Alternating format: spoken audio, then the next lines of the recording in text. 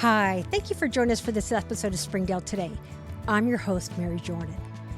Joining us today are Springdale High School teacher Rachelle Nichols, Bulldog Media Program students Angel Kumtak, and Yulissa Martinez-Fuentes, film director Nathan Fitch, and creative director and designer Jacob Hawks, whose story is what's gathered us all here today.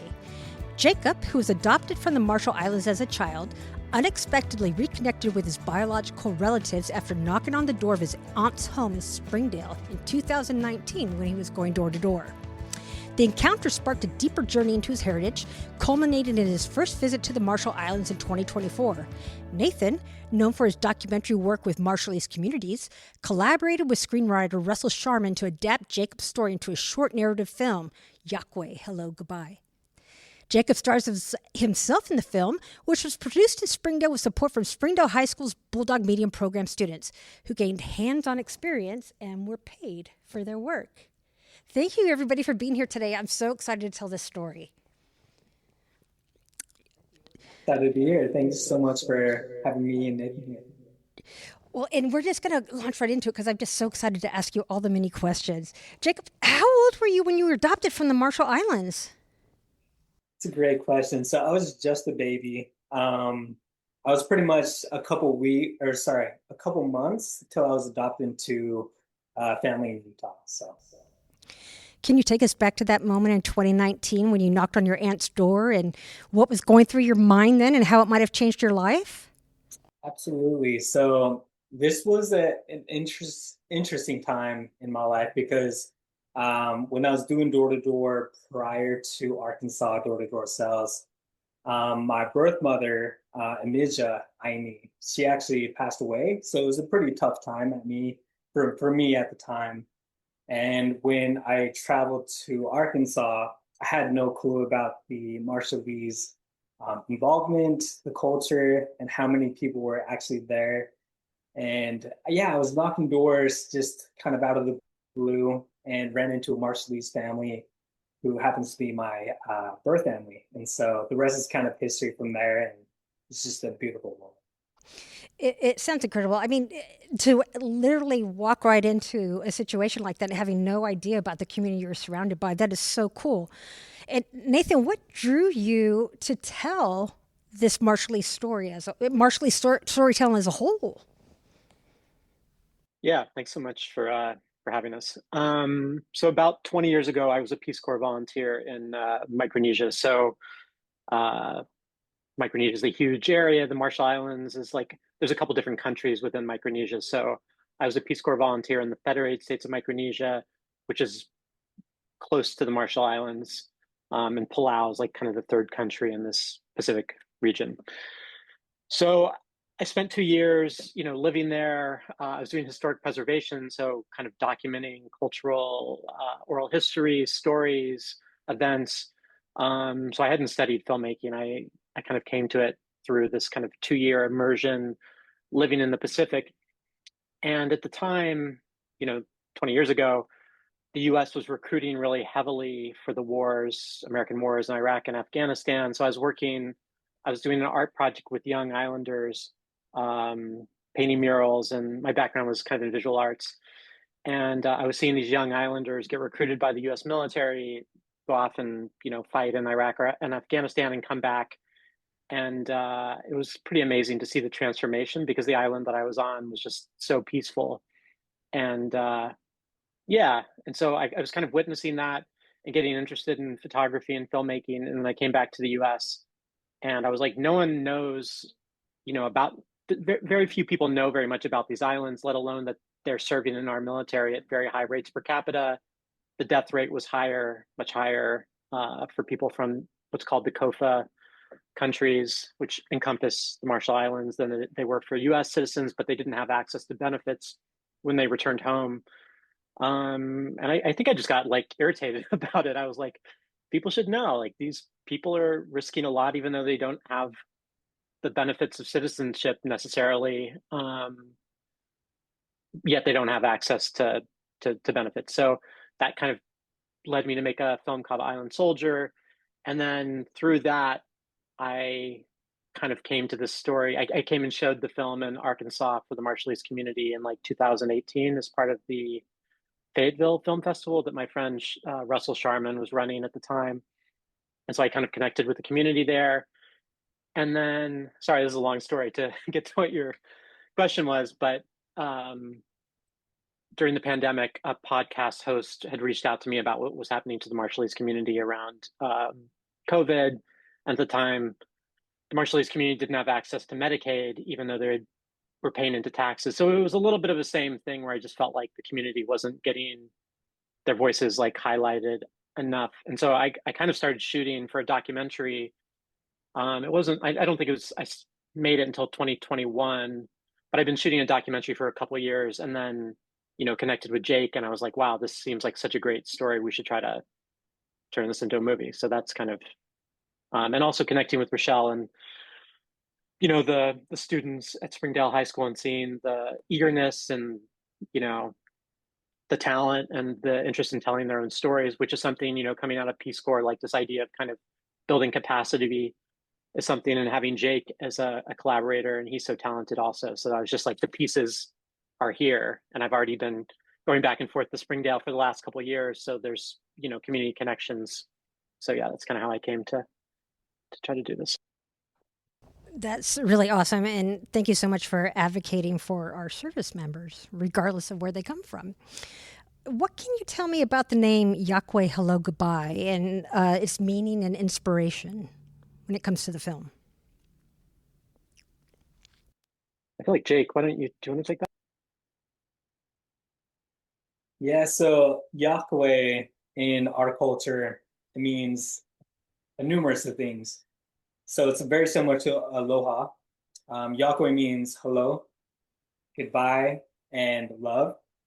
But also it means you are a rainbow. So that's also a beautiful meaning within itself. And so a lot of beautiful messages with Iawke. That's beautiful. It really is.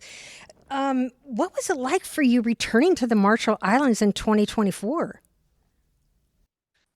Trying not to get emotional here, but I mean, being adopted from the Marshall Islands and not having much knowledge about my culture, the islands, where I'm at, it was very interesting for me to be like, oh, I'm actually going to the place I was born, because I was raised in Utah most of my life, and not really knowing what the islands were, what the people were like, what the food was like, the music.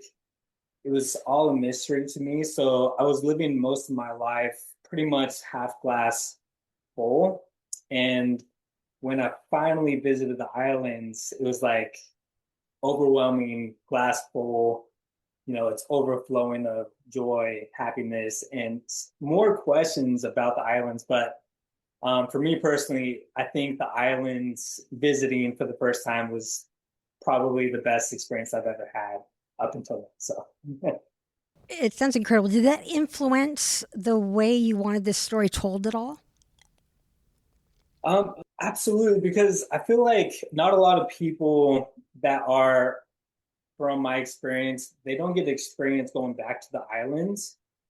And so I really hope that we were able to kind of bring back kind of the message that, like, you don't have to go back to the islands to feel home.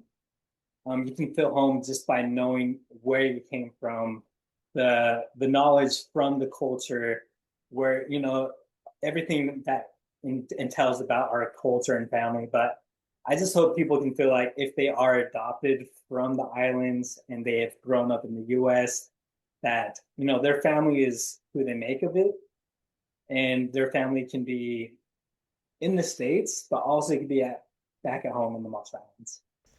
Were you able to reconnect with family while you were there? And what do those relationships look like today if you were?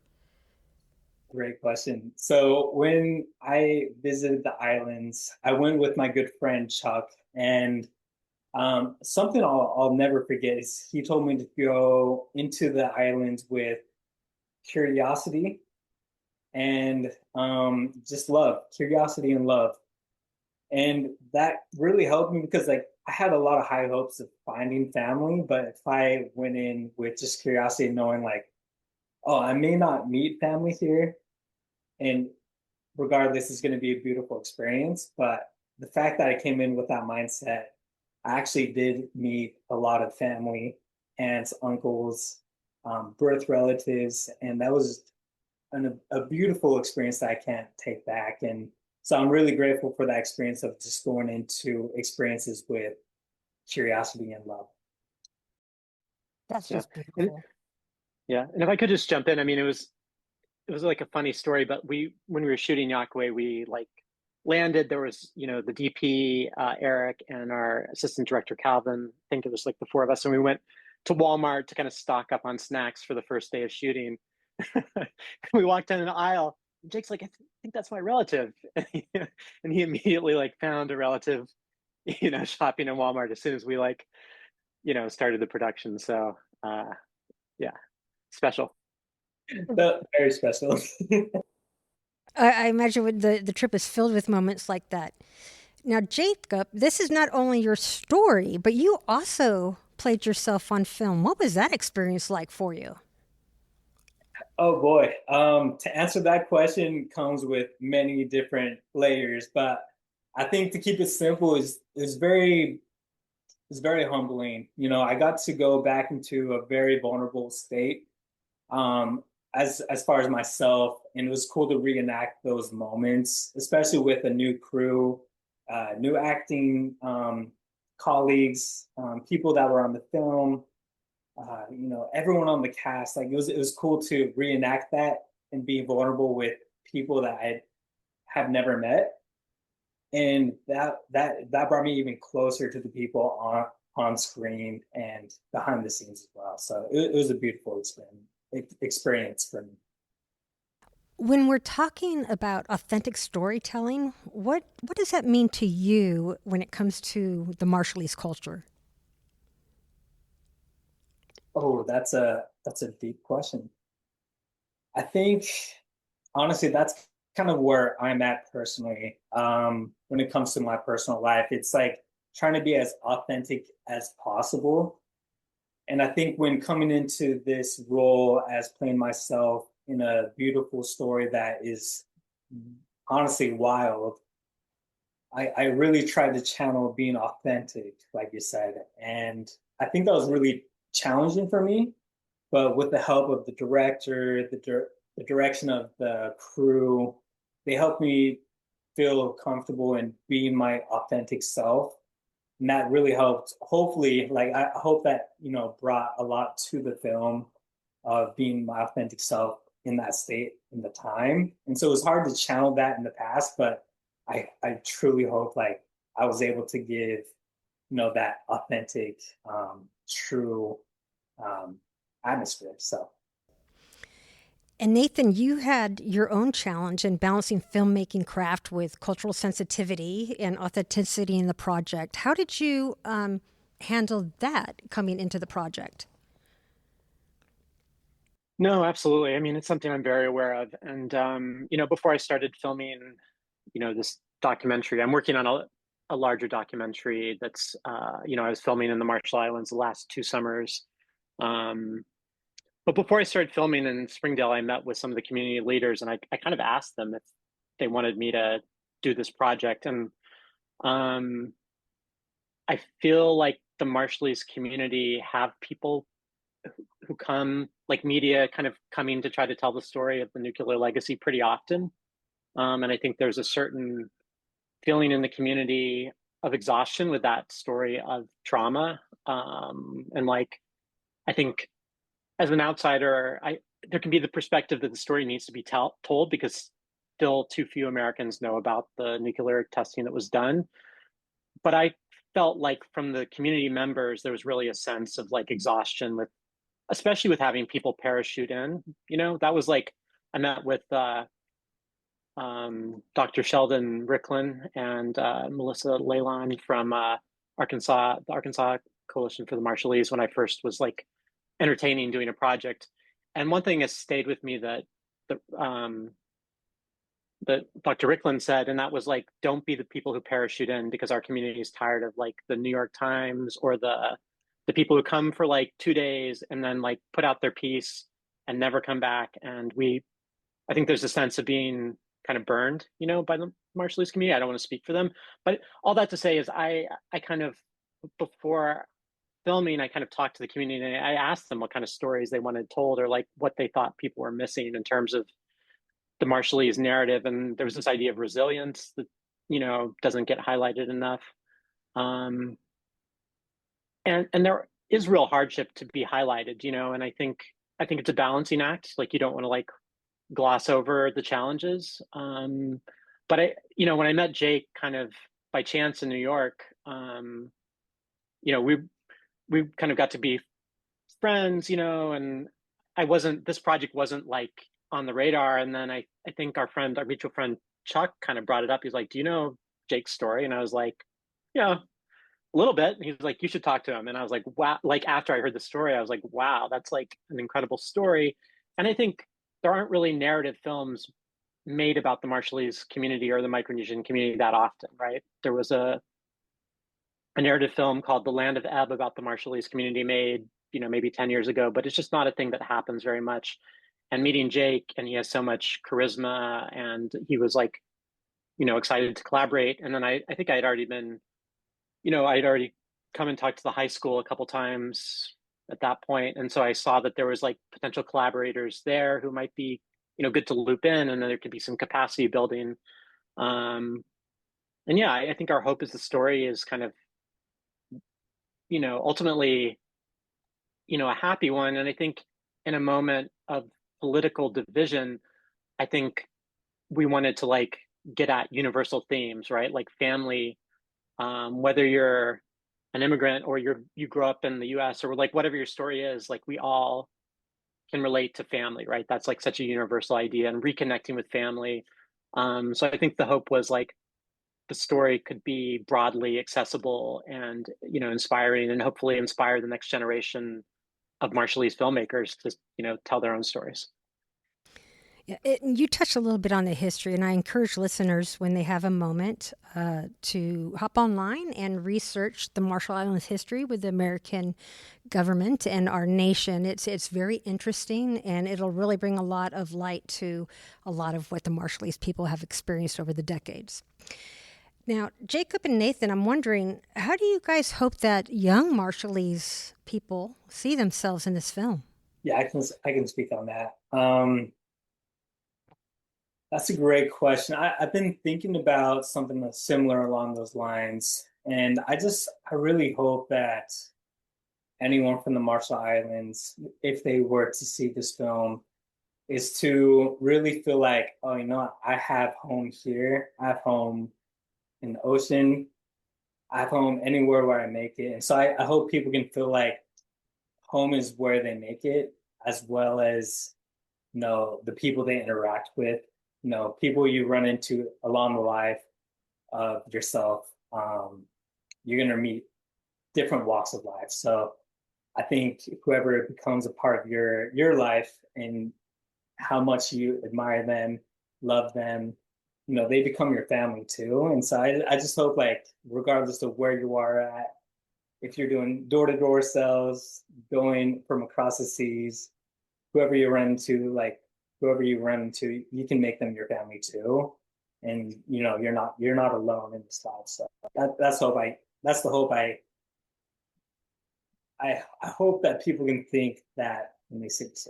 So Yeah, I was just going to say, I mean, there's a real humility and kind of like, having worked on films now for many years with, these communities in the Pacific, there's a real humility and a feeling that, it's almost like improper to like put yourself out there too much, or to like be too to kind of want attention. And I think just showing that it's okay to kind of like put yourself, like what Jake's doing, what the other Marshallese actors and filmmakers, the students are doing, is they're putting themselves out there, right, as producers, as the people producing the work.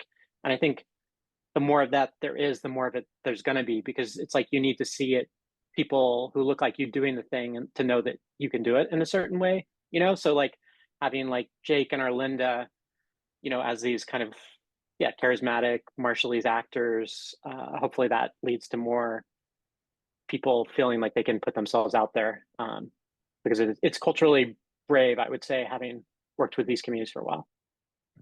Absolutely.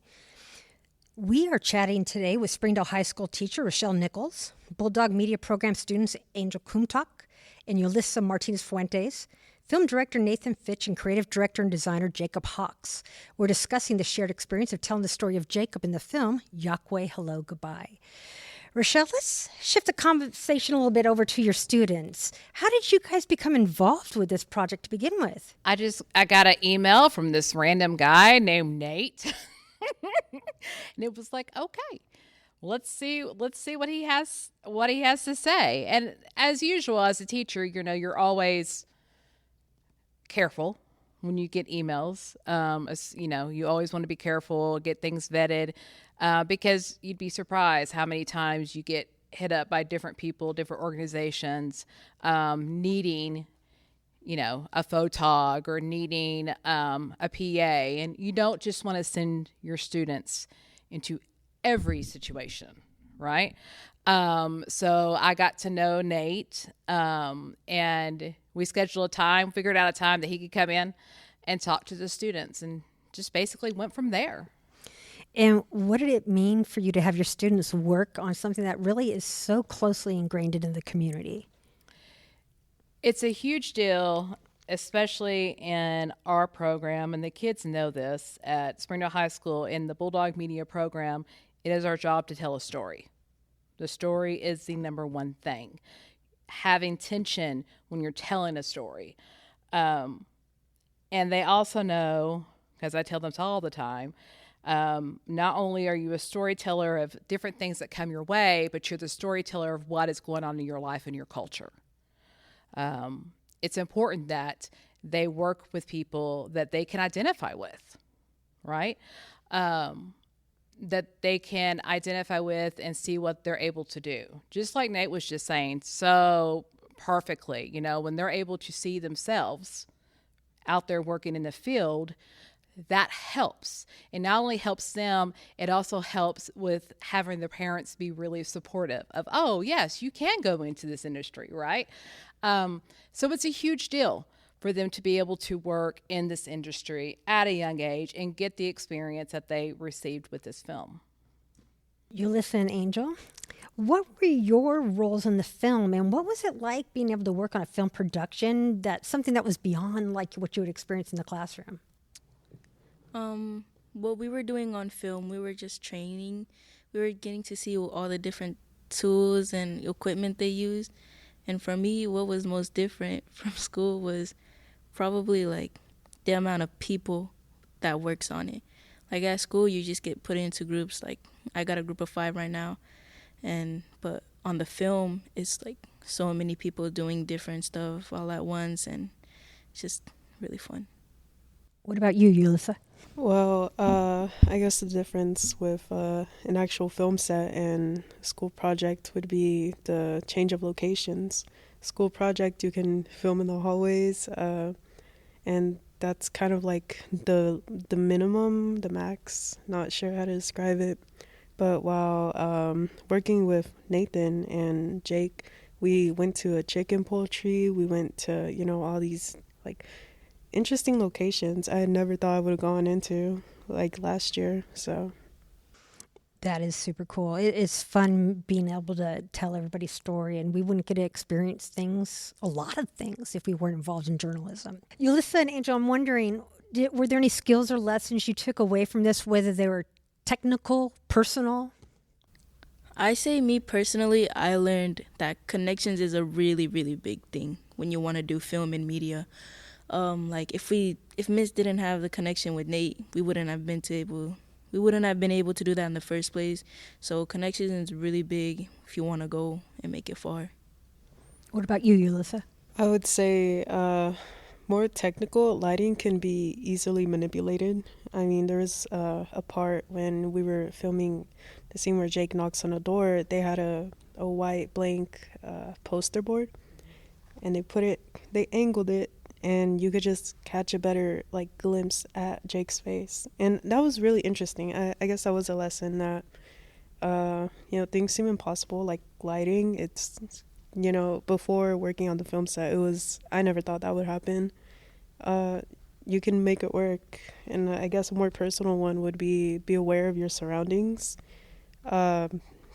Yeah. Was there anything you learned about the Marshallese community through this experience? I would say the history of Kemmons. Is that how you say it? Kemmons? Yeah, the history of that. I never knew, kind of the backstory around it and the importance of it, but I feel like Kemmons is something everyone should research about. Can you tell me what that is? Because I'm not familiar with that term either. I think Angel should. Oh, go ahead. So Gamams are a big first birthday. Every baby has one. They were really big because back when the bombing happens, babies wouldn't make it to their first year. They'd be born with jelly bones, so they wouldn't really make it to their first year. So when babies did, we made it a big deal, and we still do to this day. It's a big deal for every baby and every family that have host and everything. Would any of you, to include Nathan and Jacob, I know you guys are joining us from afar, anybody want to share some favorite moments from the experience in creating this production?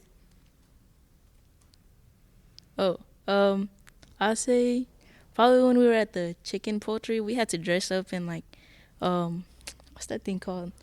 Was it like a coat? It was like a coat, and then you had to wear a hairnet, and then some guys had to wear a hairnet for their beards. I don't know, it was really funny. It was like dress up. Angel and Yulissa, I'm wondering, is there anything about filmmaking that you discovered that was new to you? The process of it, really. The amount of thought. I mean, when you think of filmmaking, there is kind of a surface level of, they have to write the plan, they have to script it out, but seeing how everyone just collaborates, and if something goes wrong last minute, everyone's willing to put the effort into that, and that's what I learned throughout my experience. What about you, Angel? I'd say the process as well. When you're watching a TV show, you never realize how long the process could take, or how many days or weeks goes up to it. When we were filming, we were with them for a week. We were working with them for a week, but about morning to noon. But even after that, even after we were gone, they were still working on the film, getting shots, and then getting to see that the next day, oh yeah, we're still working on it. It was really interesting.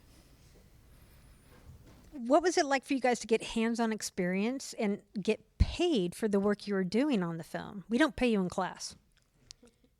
Oh, it was amazing. I never knew what I really always wanted to do, but getting to work on cameras and getting paid to do that, it was awesome. Getting to learn all these new facts and learning about cameras, learning about audio, lighting. It's just really one big field. And I agree with Angel. It was really great to get paid, but also do something that I've been interested in. I mean, this is being on a film set, something since childhood I've wanted to experience. So it was pretty amazing. Do either of you see a future in filmmaking for yourselves? I hope so. I always, now that I know what I want to do, filmmaking or anything to do with it, I'll go into it. I love it. That's super cool. What about you, Yulissa? Absolutely. I've always wanted to work in films in the future, and hopefully produce movies I apologize. Hopefully produce movies kind of in the same style as David Lynch and Sofia Coppola. Those are some of my favorite directors. So it would be a dream to work in film. Yeah, and if I can just jump in for a minute, I mean, I feel like we got so much from having the 6 students who took part in the project. It really brought a lot to the project in so many ways. I mean, but I am remembering this moment on set when Yulissa, I think you were being interviewed about your interest in film, and it was amazing. I mean, everyone on the crew just was glued to you explaining why you were interested in film. We were all wow. And I think it's on camera, but I mean, I think maybe hopefully there was some inspiration that you all were getting from like getting to see what a film set, but I think that went both ways. And I think it also like helped the production to have you all, like it helped obviously to have, your hands to help like put lenses, hand our DP lenses and do all the stuff you were doing. But yeah, I think it was a cross pollination. And I did want to say, I think that, I've been super impressed with what Rachelle and the Bulldog Media, are doing. It's like so cool. And like showing up to that football game and seeing all the people filming the games and like live streaming. I mean, I didn't have that kind of exposure when I was in high school, So I think what you all are doing and Rachelle's like commitment. I mean, to spend part of your summer like driving students to get an opportunity like this, like I don't think you can take that for granted. Like I'm a full-time teacher. I'm a professor at a university in New York, which is kind of why we had to shoot in the summer because it's around my teaching schedule. But I think that kind of commitment also deserves a lot of credit. So it's Nathan's fault I'm asking you this, Yulissa. Why are you interested in filmmaking? Why I'm interested in filmmaking? Okay, it's a long story. I'll try and make it short, but I remember when I was younger, my dad, he sat me down in the living room and he was really like eager to show me this one scene out of a movie on YouTube, and I forgot the name, but it was like produced in the 50s. It was pretty an old movie, and turns out that scene that my dad was showing me, the little boy that was pushing one of the horses, the carousel, turned out to be my grandpa. So I think that's what kind of ignited the interest of film. And I grew up around siblings who were in high school when I was little. They were getting like really into indie films and just anything independent. So just growing up in that environment of like a family who really likes film and the arts or anything creative, it inspired me basically. That is so cool. I can't wait to see where you go from here. I can't wait to see it filmed, directed, produced by. Well, Angel as well. I think Angel's like really great. Like working on the film set with Angel, I saw that like Angel was really like locked in when we would like see the scenes, and when it came to being on a camera, Angel was just natural on it. I mean, I'm timid, but Angel, like being in front of a camera, it looks like it's as natural as breathing for her. So we have Nathan in New York. We have you guys here. Jacob, where do you find yourself today, both geographically and professionally? Ooh, that's a great question. Honestly, I think I'm going to be spending most of my time here over on the east side, trying to really dive into that culture of film, the beauty of capturing photos. I love photography as well, but anything creative, New York is like the breeding grounds for it. And so I'm just here to kind of dive both feet in and see where I can go from there. And so this experience with Nathan, the rest of the crew, has really inspired me to really keep going. And I'm hoping to just find some kind of groove that pushed me in that element. So does anybody else have anything they'd like to share? Anything I haven't touched on? Gosh, we talked about so much today. No? Right. Well, that's awesome. Well, I just thank all of you for being here. I thank our crew for the amazing job they did to bring everybody together from all different locations across the country. And I really appreciate everything you've all shared with us today. You can catch this and previous episodes of Springdale Today on YouTube, Facebook, or Instagram, and listen to the podcast on iTunes, Spotify, or your favorite podcast app. Thank you for joining us for this conversation. We look forward to chatting with you next time about what's happening in Springdale today. Springdale Today is a production of the Springdale Public Schools Communications Office. The podcast is hosted by Mary Jordan and is produced and edited by Micah DeLacy. Be sure to subscribe to Springdale Today for free on your favorite podcast platform. And don't forget to follow Springdale Today on social media for episode updates and behind-the-scenes conversations. Thank you for listening. We hope you will join us in the future as we continue to learn about the amazing stories happening in Springdale today.